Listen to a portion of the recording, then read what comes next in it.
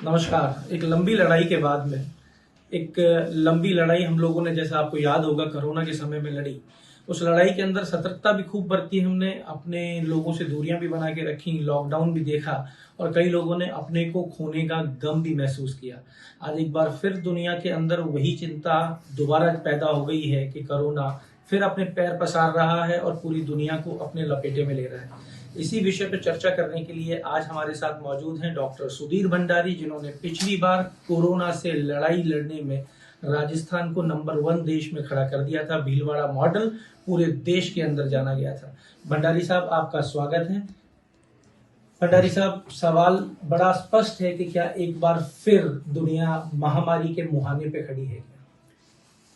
देखिए, आपकी चिंता बहुत वाजिब है, बट मैं ये कहना चाहूँगा कि जिस तरह चाइना, अमेरिका और कुछ यूरोपियन देशों में केसेस बढ़ रहे हैं और हमारी कंट्री की बहुत बड़ी पॉपुलेशन एक्सपोज्ड है, तो चिंता तो होना स्वाभाविक है। बट कुछ पॉइंट्स ऐसे हैं जो कि हमें इस चिंता से दूर करते हैं। उदाहरण के तौर पे जब सेकेंड और थर्ड वेव आई थी, अमेरिका जो कि भारत का 1/8वां हिस्सा पॉपुलेशन में है, लेकिन हमारे यहाँ पे मॉर्बिडिटी और mortality, it means critical patients और डेथ, अमेरिका से 1/10वें भाग पे हुई थी।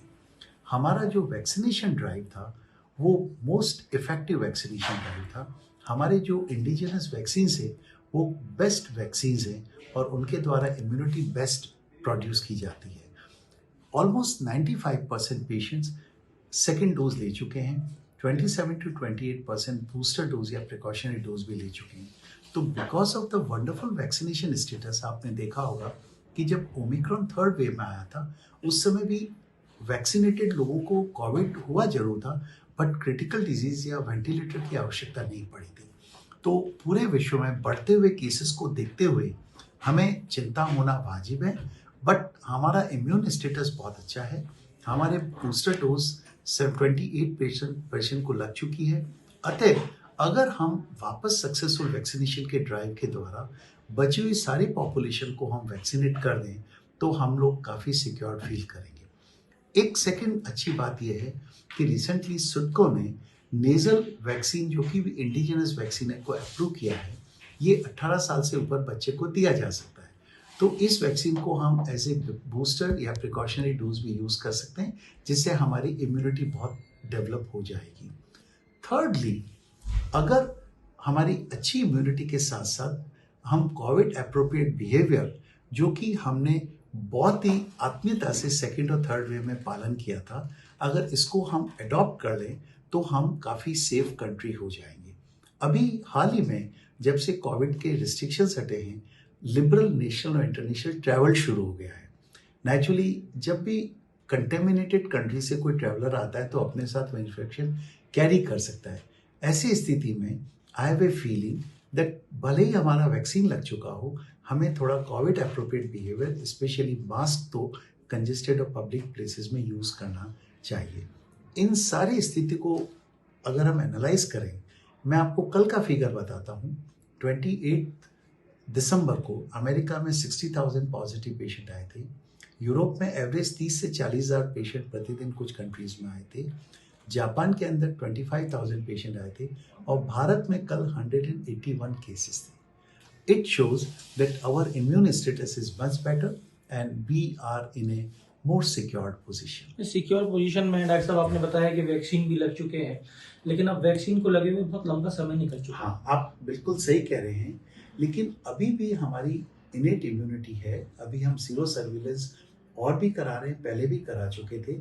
एक टाइम आ गया है जब सीनियर सिटीजन और इम्यूनो कॉम्प्रोमाइज सिटीजन को कुछ कंट्रीज जैसे अमेरिका, इजराइल में, जहाँ पे second booster dose officially recommend हो गई है, शायद आई एम श्योर हमारी कंट्री में भी ऐसा होगा जरूर।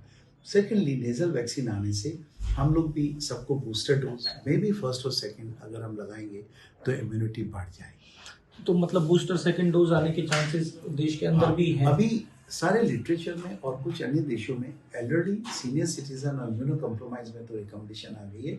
मैं सोचता हूँ अगले कुछ दिनों के अंदर साइंटिफिक डेटा अपनी रिकमेंडेशन दे देगा, तो वो भी एक बहुत अच्छा पॉइंट हो जाएगा। डॉक्टर साहब, बच्चों के लिए भी एक सवाल है, क्योंकि बच्चों को जो वैक्सीन लगा था उसको भी लगे हुए लगभग 12 महीने से ऊपर का समय हो गया, तो क्या बच्चों के लिए भी कोई बूस्टर आने की एक चीज मैं बताऊं, बच्चे बहुत ही सेंसिटिव बट बहुत ही इफेक्टिव बच्चे होते हैं।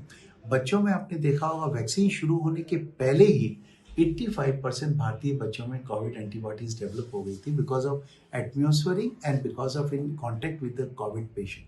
हेंस भले ही बच्चों में 1 साल हो गया हो but because of inherent activity of virus and innate immunity बच्चों में काफ़ी अच्छी मात्रा में कोविड एंटीबॉडीज है जो कि वैक्सीनेशन के पहले भी थी।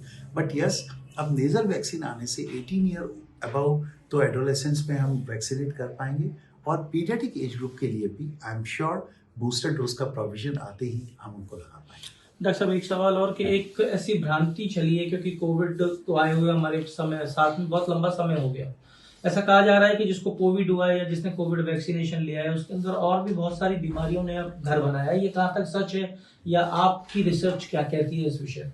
देखिए, पोस्ट कोविड सिंड्रोम इसको बोलते हैं। कोविड के बाद कुछ तरह के लक्षण होते हैं और ये 9 महीने तक रह सकते हैं, इसको पोस्ट कोविड सिंड्रोम बोलते हैं। बट वैक्सीनेशन बहुत आवश्यक है। कोइंसिडेंटली कुछ साइड इफेक्ट वैक्सीनेशन के बाद में भी ऑब्जर्व किए गए बट वो डेफिनेट नहीं है। पोस्ट कोविड सिंड्रोम कई तरह का हो सकता है। इसमें कार्डियक कॉम्प्लिकेशन हो सकते हैं, ब्रेन के कॉम्प्लिकेशन हो सकते हैं, मसल टायर्ड, फटीगनेस, फॉरगेटफुलनेस हो सकती है। अभी हमने रिसर्च किया है, हमने 23,000 हमारे पेशेंट को एनालाइज किया है और ये पाया गया है कि post Covid syndrome second wave और डेल्टा वेव वाले पेशेंट्स में सबसे अधिक पाई गई है। ऐसा पाया गया है कि जिनको डेल्टा वेव हुआ था उनमें ब्लड क्लॉट होने के चांसेस हार्ट और ब्रेन में सबसे अधिक थे, अल्फा वेव में मॉडरेट चांसेस थे और ओमिक्रॉन में सबसे कम थे।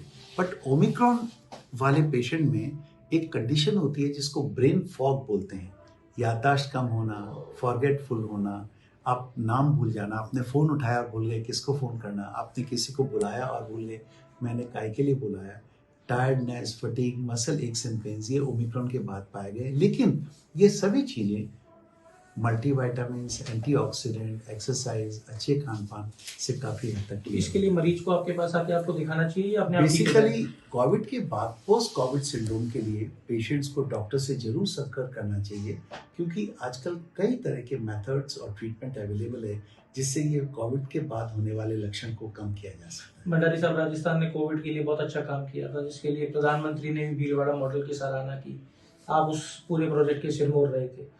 मुख्यमंत्री बार बार कह रहे हैं कि राजस्थान तैयार है, क्या तैयारी है राजस्थान की? देखिए, सबसे पहले तो मैं हृदय से माननीय मुख्यमंत्री अशोक गहलोत साहब का आभार व्यक्त करना चाहूँगा कि उन्होंने जिस तरह कोविड को मॉनिटर किया, सैकड़ों वर्चुअल मीटिंग्स ली, वर्ल्ड क्लास इंफ्रास्ट्रक्चर राजस्थान की छोटे से छोटी जगह से लेके बड़ी इंस्टीट्यूशंस में डेवलप किया है।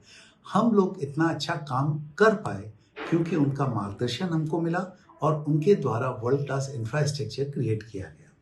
जो सुविधाएं उन्होंने की, मैं इतना ही कहना चाहूँगा कि आज वो देश में ही नहीं वर्ल्ड में सबसे अच्छी सुविधाओं में जयपुर की इंफ्रास्ट्रक्चर आता है और उसका सारा श्रेय माननीय मुख्यमंत्री गहलोत साहब और उनकी गवर्नमेंट को जाता है।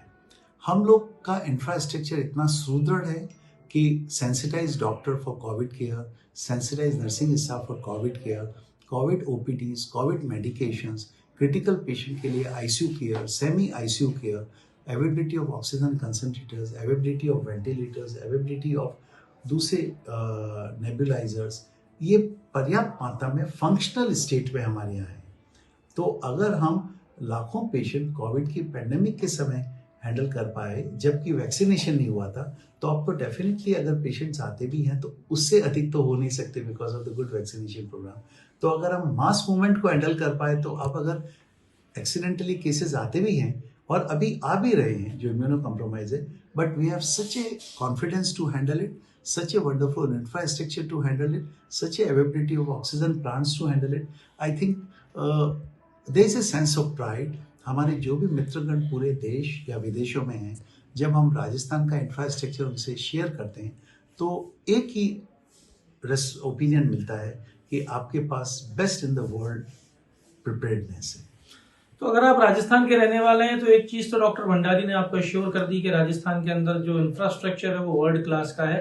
पर मैं आपसे इतना ही कहूंगा कि बीमारी किसी भी स्तर की हो, और शायद डॉक्टर साहब भी मेरी बात से इत्तेफाक रखेंगे कि बीमारी किसी भी स्तर की ऊपर बीमारी है और बीमारी खतरनाक ही होती है, तो जितना हो सके बीमारी से अपना बचाव करें, डॉक्टर्स की सलाह माने, और हल्का सा भी अगर आपको महसूस हो कि आप कहीं ना कहीं बीमारी की दिशा में बढ़ रहे हैं तो तुरंत अपने डॉक्टर से संपर्क करें, क्योंकि आपका जो शरीर है वो एक्सपेरिमेंट करने के लिए नहीं बना है, आपका शरीर जीने के लिए बना है। एक्सपेरिमेंट करने का काम हम अपने डॉक्टर्स पे छोड़ दें तो ज्यादा बढ़िया होगा।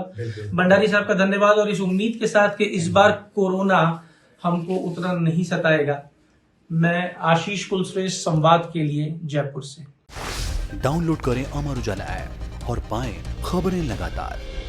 अगर आप ये वीडियो YouTube पर देख रहे हैं तो हमारे चैनल को सब्सक्राइब करें और बेल आइकन को दबाना ना भूलें। अगर आप Facebook पर ये वीडियो देख रहे हैं तो हमारे पेज को लाइक करें।